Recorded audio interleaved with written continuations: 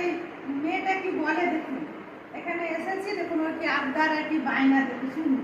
বলছি যে তুমি বিরিয়ানি বানাতে পারো? হ্যাঁ, এটা আমার কোনো ব্যাপার নাকি বিরিয়ানি বানানো? খাবি? বলো বলো তো কিভাবে বানাই। খাবি? আচ্ছা তো শোন, গ্যাসে একদিকে ভাত বসালাম, একদিকে চিকেন বানালাম।